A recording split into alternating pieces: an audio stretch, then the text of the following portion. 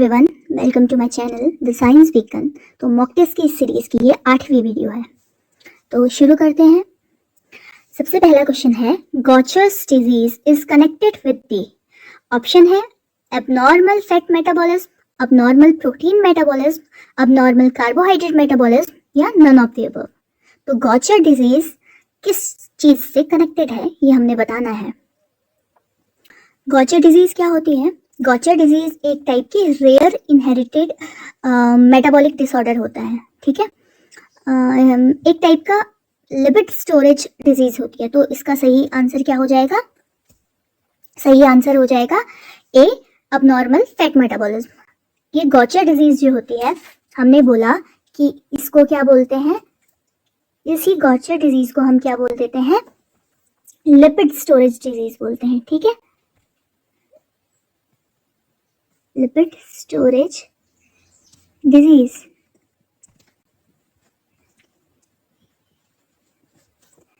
ठीक है, lipid storage disease बोलते हैं।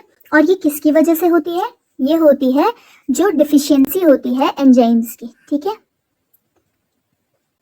जीबीए एंजाइम होता है वो, जीबीए एंजाइम। इसकी वजह से क्या होता है, जो हार्मफुल क्वांटिटीज में जो फैट्स होते हैं, लिपिड्स स्पेशली क्या होते हैं, ग्लाइकोलिपिड ग्लूकोसेरेब्रोसाइड। ठीक है, क्या? ग्लाइकोलिपिड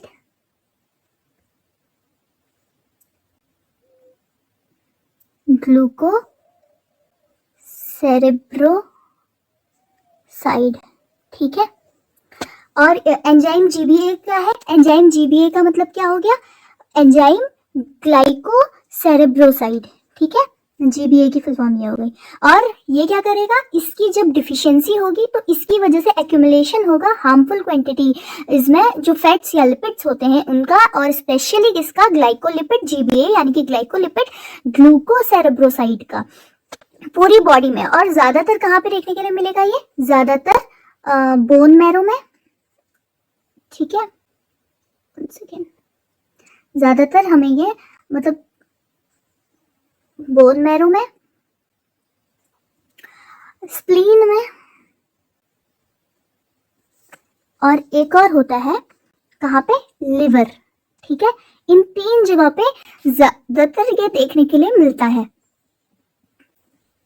अब जो ये ग्लूकोसेरेब्रोसाइड होते हैं, ये सेल्स या कुछ ऑर्गन्स में जमा होते हैं। ये हमने बोल दिया कौन कौन से ऑर्गन्स हो सकते हैं, बोन मैरो हो सकता है, स्प्लीन हो सकता है, लिवर हो सकता है। किसकी वजह से होते हैं? ये होते हैं जब हमारे जो जीबीए जीन होता है ना, ये जीन एक टाइप का जीन होता है, जीबीए जीन यानी कि ग्लूकोसेरेब्रोसाइड जीन, उसमें जब कोई प्रॉब्लम आ जाती है, एक टाइप का ये ऑटोसोमल रिसेसिव डिजीज होता है। ठीक है, क्या होता है? एक सेकेंड, ये क्या होती है? ऑटोसोमल रिसेसिव डिसऑर्डर होता है। इस ऑटोसोमल रिसेसिव डिसऑर्डर से आप क्या समझते हैं? ये ऑटोसोमल रिसेसिव डिसऑर्डर का मतलब है कि each parent must pass along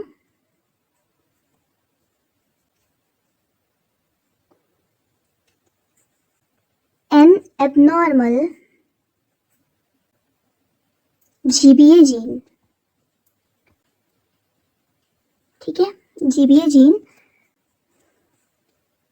ताकि क्या होगा, उनका जो चिल्ड्रन है या जो उनके चिल्ड्रंस हैं या जो उनके चिल्ड्रन है या जो उनका चाइल्ड है, चाहे कुछ भी हो, तो वो जो दोनों पेरेंट्स के पास से जब ये अबनॉर्मल GBA जीन आएगा तो वो क्या होगा, जो चाइल्ड होगा उसको क्या होगा?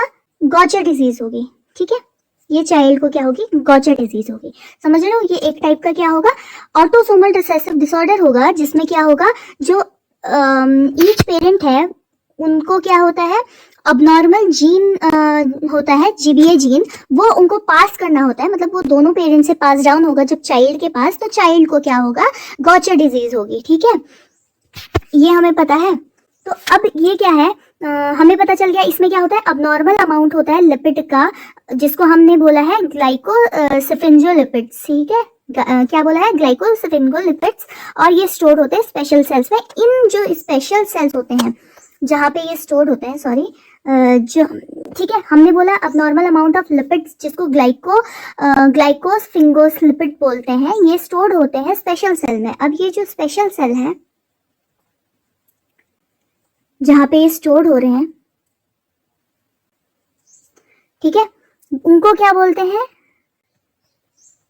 रेटिक्यूलो एंडोथेलियल सेल्स।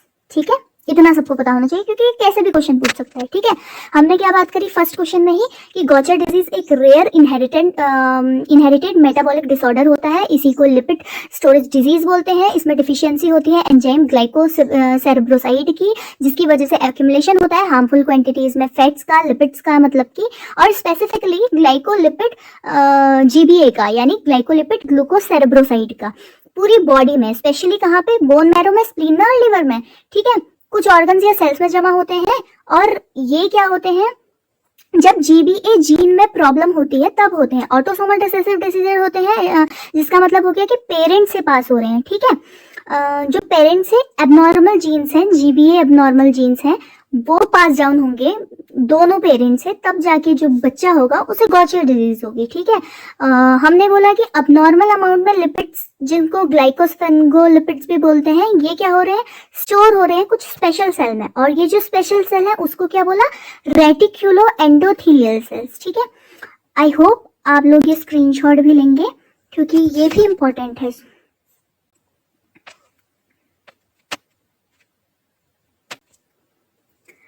आई होप आप लोगों ने ये स्क्रीनशॉट लिए होंगे, नहीं लिए हैं तो आप वापस जाके ले सकते हैं क्योंकि ये बहुत इंपॉर्टेंट है।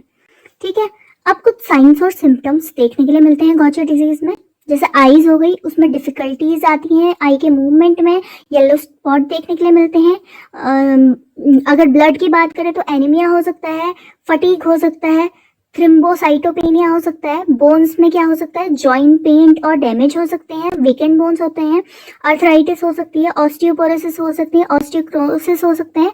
ब्रेन की बात करें तो डिफिकल्टी हो सकती है कोऑर्डिनेशन में, मोटर स्किल्स और कॉग्निटिव प्रॉब्लम्स भी देखने के लिए मिल सकते हैं।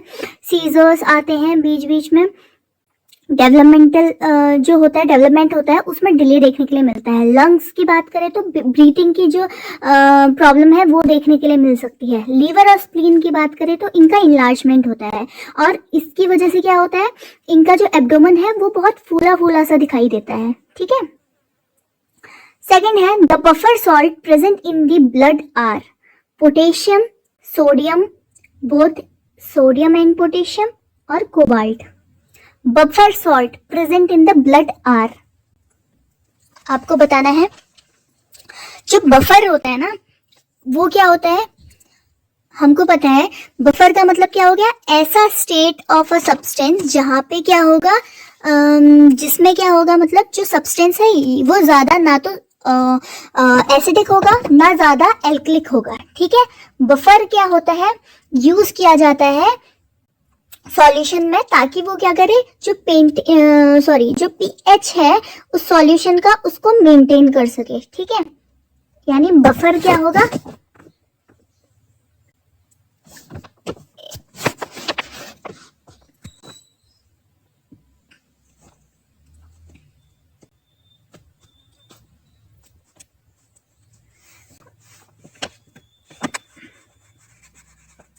एक टाइप की स्टेट होगी सब्सटेंस की जहां पे ये ना तो ज्यादा, neither too acidic nor too alkalic. ठीक है, ना ज्यादा एसिडिक होगा ना ज्यादा एल्कलिक होगा। ठीक हो गया, यहाँ पे क्या होगा, मेंटेन होगा pH। ठीक है,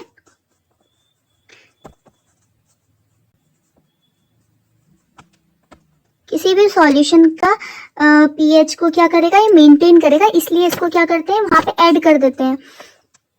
ठीक हो गया,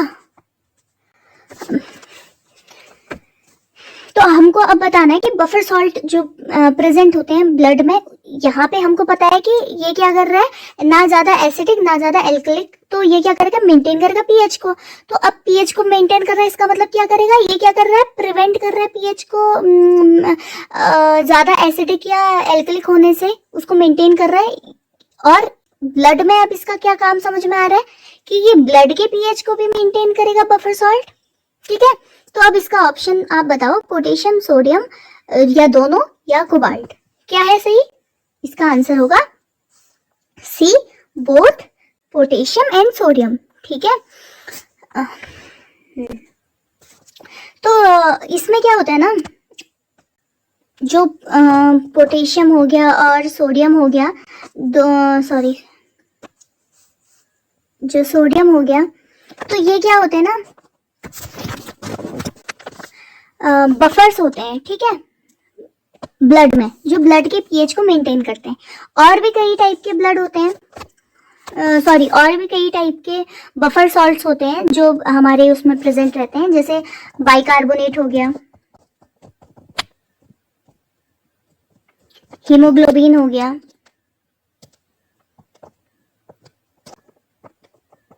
प्लाज्मा प्रोटीन हो गया,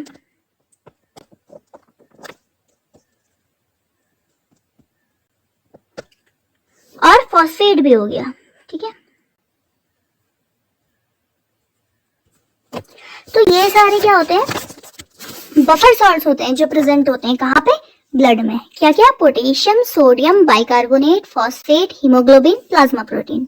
ठीक है, तो बफर सॉल्ट प्रेजेंट होंगे ब्लड में, वो क्या करेंगे, एब्जॉर्ब करेंगे एक्सेस जो भी एसिडिटी या बेसिसिटी होती है ब्लड में उसको, और उसको क्या करेंगे, न्यूट्रल बनाएंगे। तो पीएच क्या होता है ना, ब्लड का पीएच कितना होता है, ब्लड का जो पीएच होता है वो मेंटेन्ड होता है 7.35 से 7.45 लेवल तक। ठीक है, कितना,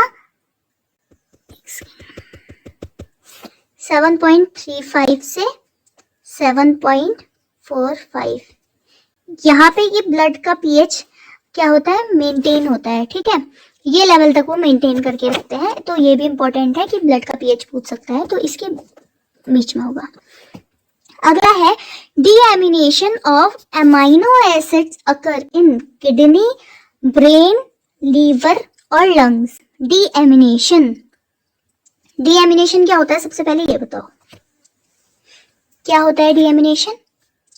डीएमिनेशन होता है ऐसी प्रोसेस जिसमें क्या होगा, जो अमाइनो ग्रुप है ना वो क्या करेगा, मूव करेगा किसी भी मॉलिक्यूल से। प्राइमरीली ये कहाँ होता है, पूछा है ना किस में होता है, लीवर में। ठीक है, तो किस में होगा ये, लीवर में, पर कई बार ये किडनी में भी देखा जाता है। ठीक है, जहां पे क्या होगा, जो ग्लूटामेट है वो डीएमिनेट होगा। अब क्या होता है, जब ऐसी सिचुएशन आती है जहां पे जो प्रोटीन होता है उसका क्या होगा, एक्सेस प्रोटीन का इंटेक हो जाता है, तो डीएमिनेशन का यूज होता है ताकि जो एमिनो एसिड है उसका ब्रेक डाउन कर सके एनर्जी के लिए। ठीक है, क्या होता है, जो अमोनिया होता है ना, ये एक टाइप का बाई प्रोडक्ट होता है। ठीक है, अमोनिया क्या हो गया, बाई प्रोडक्ट हुआ, और ये बहुत ज्यादा टॉक्सिक होता है। अमोनिया क्या होता है, हाईली टॉक्सिक होता है। अब हाईली टॉक्सिक होगा तो इसका डिटॉक्सिफिकेशन भी होगा लीवर सेल्स में, और डिटॉक्सिफिकेशन में क्या होगा, ये फॉर्म करेंगे एक लेस हार्मफुल मॉलिक्यूल्स को, जिसको क्या बोलेंगे, यूरिया बोलेंगे। ठीक है, और ये यूरिया क्या होगा, ये रिमूव हो जाएगा हमारी बॉडी से, किसके थ्रू, यूरिन के। ठीक है, यूरिन की तरह ये क्या होता है, हमारी बॉडी से बाहर आ जाता है। तो डीएमिनेशन का जो प्रोसेस होता है वो हमने बात करी किसमें होता है, लीवर में होता है। ठीक है, इसमें क्या होगा, अमाइनो ग्रुप रिमूव होगा किससे, किसी भी मॉलिक्यूल से, डीएमिनेशन। ठीक है, maximum energy storage in our body is in vitamin, protein, glucose और फैट्स। बहुत easy. Maximum storage in our blood is in vitamin, protein, glucose और फैट्स। सही ऑप्शन क्या हो जाएगा? फैट्स। ठीक है, आई डोंट थिंक इसका कुछ एक्सप्लेनेशन देने की जरूरत है क्योंकि बहुत इजी है ये, हम सबको पता होगा। उसके बाद glycogenolysis is a process in which, ये भी बहुत इजी है। ठीक है, glycogenolysis is a process in which glycogen is converted into glucose, glucose is converted into glycogen, amino acids are broken down in to yield glycogen या glucose is oxidized by a yield glucose is oxidized to yield ATP।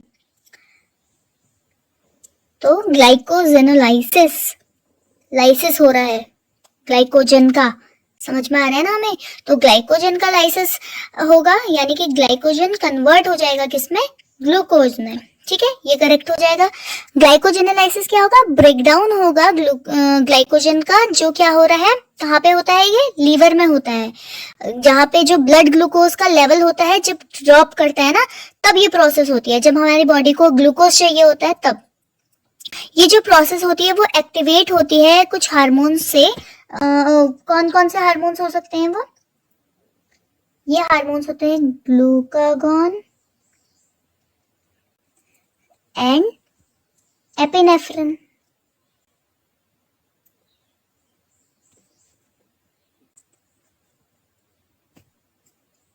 Adrenaline भी बोलते हैं, sorry. ठीक है, epinephrine जो क्या होगा?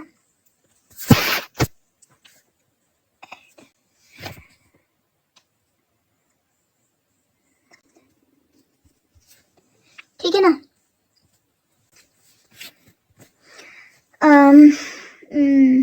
तो ये क्या होते हैं?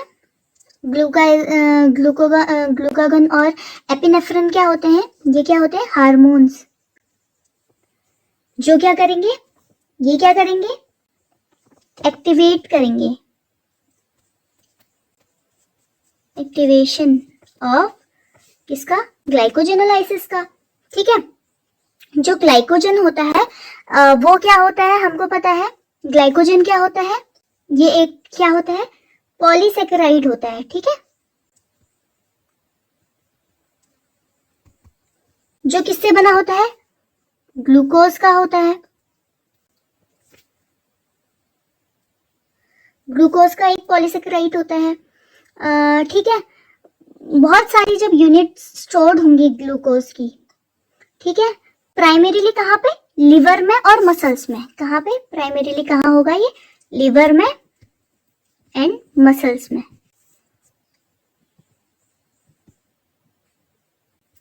ठीक हो गया? तो ये ग्लाइकोजेनोलाइसिस की जो प्रोसेस होती है अपने आप में बहुत बड़ा टॉपिक है। ठीक है, बहुत बड़ा। तो इसको अभी ज्यादा डिटेल में नहीं देखते, बट कुछ की पॉइंट्स थे जो मैंने आपको बताए।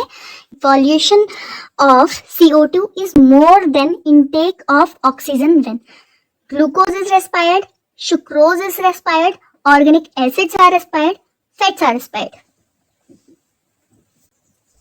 Evolution of CO2 is more than intake of oxygen when। तो हमको RQ पता है। RQ क्या हुआ? रेस्पिरेटरी क्वेश्चन हुआ। तो रेस्पिरेटरी क्वेश्चन क्या होता है? इसका फॉर्मूला बताना है आपको, बताइए क्या होता है? RQ is equal to volume of CO2, यहाँ पे नहीं आएगा, ये पीछे ही बताती हूँ, पर इसका सही ऑप्शन होगा कि क्या? विच ऑर्गेनिक एसिड, विच नहीं होगा, ये व्हेन होगा। ठीक है, तो क्या होगा? इवोल्यूशन होगा CO2 का more than the intake of oxygen when. ठीक है, कब होगा ऐसा? जब क्या होगा? ऑर्गेनिक एसिड्स का रेस्पिरेशन होगा। ठीक है, तो देखिए रेस्पिरेटरी क्वेश्चन क्या होता है? ये होता है volume of CO2 released over volume of oxygen consumed. तो इस फॉर्मूले से हम क्या करते हैं? रेस्पिरेटरी क्वेश्चन निकालते हैं। ठीक है, तो हमारे क्वेश्चन में बोला है कि एक कंडीशन दी है ठीक है, एक कंडीशन दी है हमें कि CO2 का रिलीज ज्यादा होगा और ऑक्सीजन का एक सेकेंड, ऑक्सीजन का जो कंजप्शन है वो कम होगा। और ये कब होगा? कब होगा? जब CO2 की वैल्यू ज्यादा होगी ऑक्सीजन से। तो ये कब होगा? जब क्या हो रहा है, हमारा ऑर्गेनिक एसिड रेस्पायर्ड हो रहा है। तो इसका आंसर ऑर्गेनिक एसिड होगा। ठीक है, क्योंकि RQ वैल्यू क्या होती है? ऑर्गेनिक एसिड की RQ वैल्यू क्या होती है? वेट, RQ वैल्यू क्या होती है ऑर्गेनिक एसिड की? 4 होती है। ठीक है, अब 4 होगी तो 4 बाई जो RQ वैल्यू 4 है तो 4 क्या है? ग्रेटर देन 1 है। ठीक है, यानी कि CO2 ज्यादा क्या होगा? रिलीज होगा यहाँ पे। 4 तो बड़ा है ना, CO2 ज्यादा होना चाहिए ऑक्सीजन से। ठीक है ना। अब यहाँ पे बाकी के ऑप्शन अगर हम देखें, ये है ग्लूकोज या सुक्रोज या फैट्स। ये क्यों नहीं हुए? क्योंकि RQ वैल्यू ग्लूकोज की क्या है? 1, और 1 है तो CO2 और ऑक्सीजन क्या है? सेम लेवल के हैं। जितना क्या हो रहा है, ऑक्सीजन का इनटेक हो रहा है, उतना कार्बन डाइऑक्साइड रिलीज हो रही है। ठीक है, सुक्रोज की भी वैल्यू क्या होती है? RQ क्वेश्चन की 1 होती है। इसका मतलब यहाँ पे भी CO2 और ऑक्सीजन बराबर है। ऑर्गेनिक एसिड्स क्या होती है? इसकी 4 होती है। ठीक है, यानी कि CO2 ज्यादा रिलीज होगी किससे? ऑक्सीजन से। और फैट्स क्या होता है? फैट्स की जो RQ क्वेश्चन है वो कितना होता है? लेस देन 1 होता है। ठीक है, तो लेस देन 1 होगा और ऑक्सीजन से क्या होगा फिर? इसमें CO2 कम होगी और ऑक्सीजन ज्यादा हो जाएगी। ठीक है, तो CO2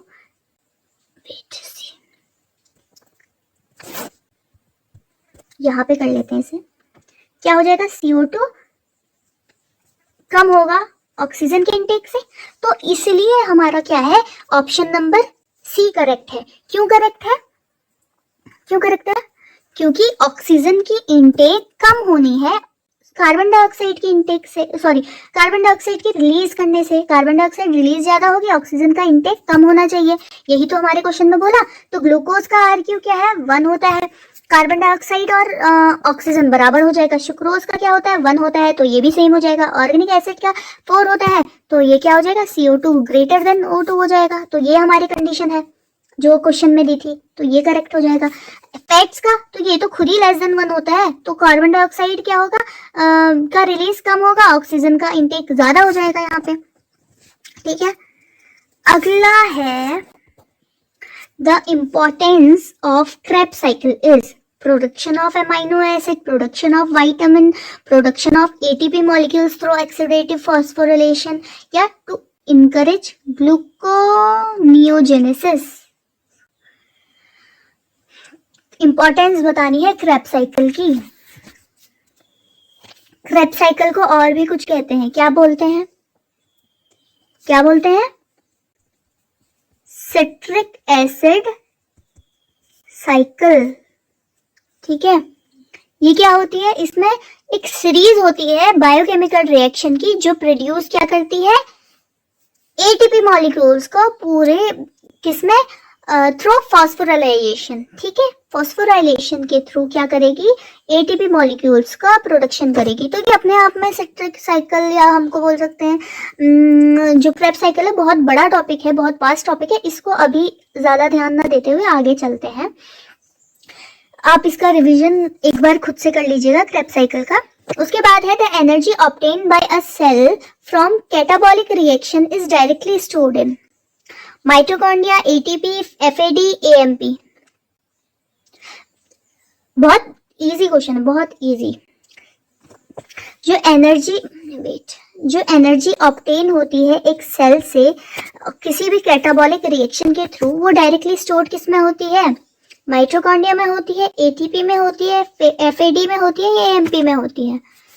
बताइए किस में होती है?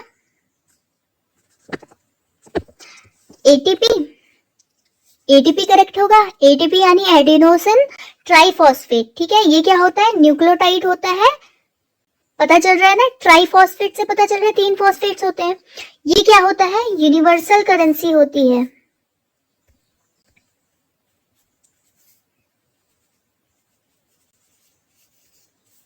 किसकी करेंसी, यूनिवर्सल एनर्जी की करेंसी, या ऑफ एनर्जी भी लिख सकते हैं। ठीक है, ये यूनिवर्सल एनर्जी की करेंसी होती है, और ये जितने भी सेलुलर मेटाबॉलिक प्रोसेस में होती है ना, सबके लिए जो एनर्जी है वो एटीपी में स्टोर होती है। ठीक है, जो प्रोसेस होती है एटीपी सिंथेसिस की, उसको क्या बोलते हैं, फॉस्फोराइलेशन बोलते हैं। ठीक है, एटीपी के सिंथेसिस को क्या बोलेंगे, फॉस्फोराइलेशन बोलेंगे, क्योंकि क्या होता है, एटीपी का सिंथेसिस होता है किससे, फॉस्फोराइलेशन से।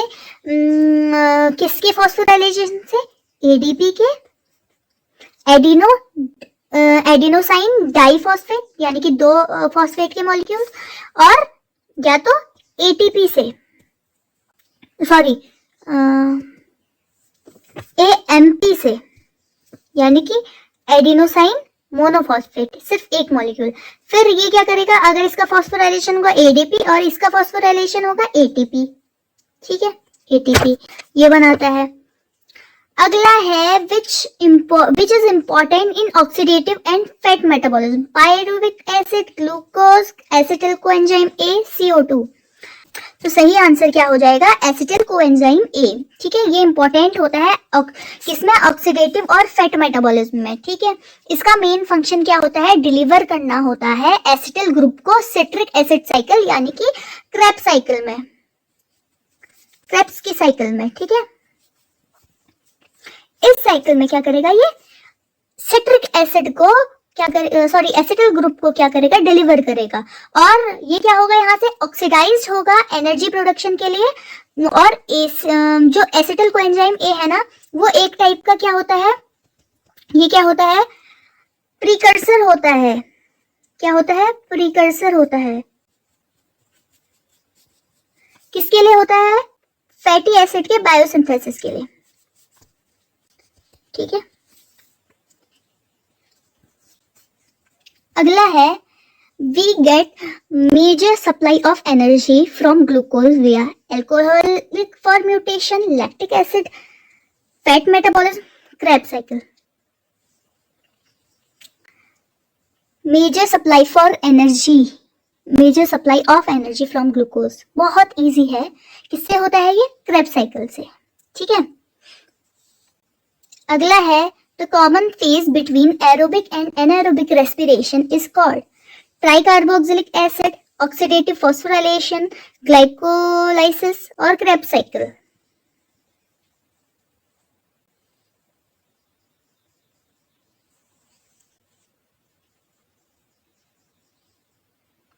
Common phase between aerobic and anaerobic respiration को क्या बोलते हैं, ग्लाइकोलाइसिस बोलते हैं। ठीक है, इसको ही क्या बोलते हैं, ईएमपी पथवे बोलते हैं। ईएमपी पथवे, ई से क्या हुआ, इनके कुछ मतलब इसका डिस्कवरर थे, उनके नाम से इसका नाम ईएमपी पथवे बना है। ई फॉर एमडन, ठीक है, M for Meyerhof and P for Embden Meyerhof Parnas. ठीक है, वेट,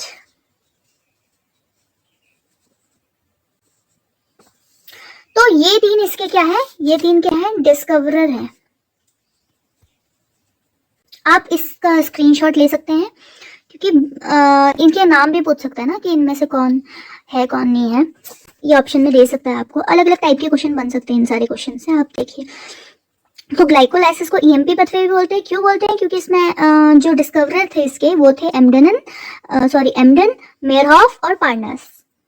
ठीक है, अगला है proteins are synthesized eight.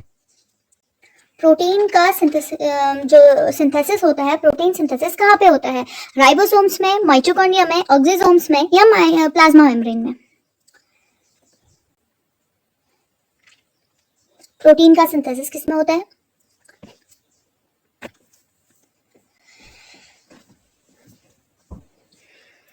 Ribosomes इसका करेक्ट ऑप्शन होगा। ठीक है, राइबोसोम्स क्या होते हैं? ये क्या होते हैं? स्मॉल ऑर्गेनल्स होते हैं जो क्या होते हैं, किस में होते हैं? ये तो या तो साइटोसोल में और रफ एंडोप्लाज्मिक रेटिकुलम सेल्स में। ठीक है, जो राइबोसोम्स होते हैं वो किससे बने होते हैं? आरएनए और प्रोटीन से बने होते हैं। ठीक है, और ये क्या करते हैं? रीड करते हैं एमआरएनए को, जो मैसेंजर आरएनए होता है उसको रीड करने का काम करते हैं।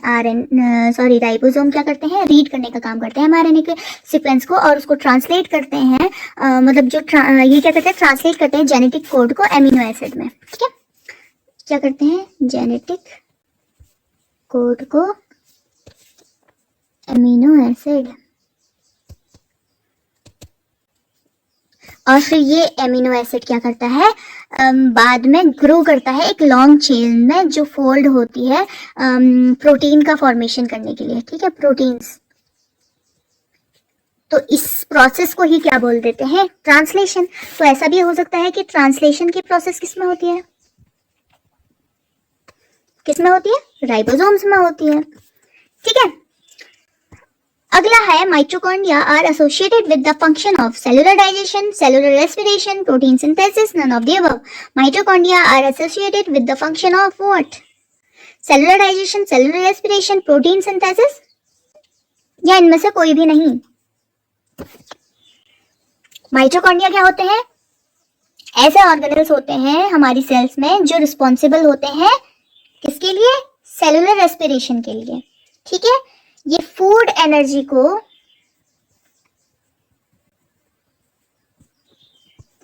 एटीपी में कन्वर्ट करते हैं। ठीक है, और ये ऐसा करते हैं इसीलिए इसको power house of the cell बोलते हैं।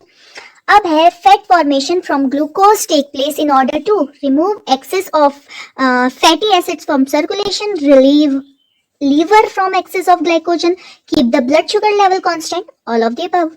Fat formation from glucose take place in order to क्या?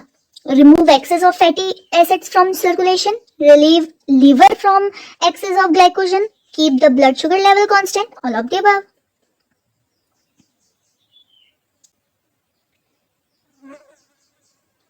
फैट फॉर्मेशन फ्रॉम ग्लूकोज को क्या बोलेंगे? फैट का अगर फॉर्मेशन हो रहा है तो उसको क्या बोलेंगे? लिपोजेनेसिस। ठीक है, फैट के फॉर्मेशन को, जब ग्लूकोज से फैट का फॉर्मेशन होगा उसको बोलते हैं लिपोजेनेसिस। तो लिपोजेनेसिस क्यों होता है? क्यों होता है? तो सही आंसर है keep the blood sugar level constant. ठीक है, कहां पे होता है ये लिपोजेनेसिस की प्रोसेस? कहां पे होती है? कहां पे होती है लिपोजेनेसिस की प्रोसेस? ये होती है साइटोप्लाज्म।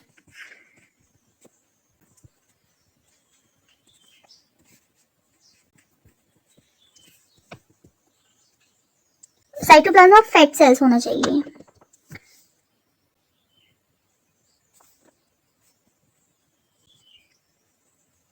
ठीक है, साइटोप्लाज्म ऑफ फैट सेल्स में होती है,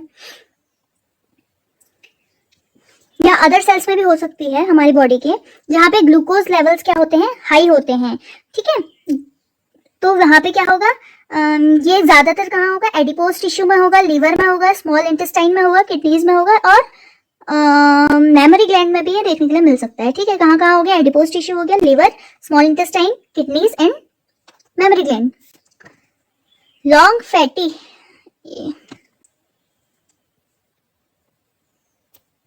Long fatty acid chains are formed from decomposition of neutral fats, polymerization of glycogen, conversion of glycerol, polymerization of two carbon compounds.